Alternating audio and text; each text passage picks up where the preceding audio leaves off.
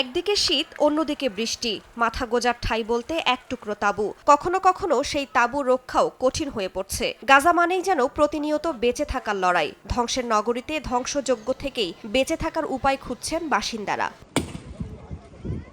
উপত্যকায় ইসরায়েলি অভিযানে বিধ্বস্ত ঘরবাড়ির ভাঙাচোরা কংক্রিটের ভেতর মূল্যবান জিনিস হয়ে উঠেছে লোহার রড। গাজার বহু মানুষ দিন রাত হাতুড়ি, কোদাল, শাবল দিয়ে কংক্রিট ভেঙে সেগুলো বের করছেন। কেউ ৩-৪ দিন, কেউ আবার একটানা ১ সপ্তাহ পরিশ্রম করেন শুধু একটি রডের জন্য, যা দিয়ে তারা নিজের তাঁবুর কাঠামো দাঁড় করান। ১০ মিটার একটি রডের দাম এখন $১৫। যেখানে দুমুঠো খাবার জোগাড় করাই দুঃসাধ্য, সেখানে এই রড কেনা উদ্বাস্তু পরিবারগুলোর জন্য সম্ভব নয়। তাই ধ্বংসস্তূপে খুঁড়ে পাওয়া রড দিয়ে নিজ হাতেই বানানো হচ্ছে অস্থায়ী আশ্রয়। কাঠ কেনার টাকা নেই, তাই বাড়ি থেকেই লোহা তুলেছি। আমাদের আর কিছু নেই, শুধু আল্লাহ আর এই ঘর।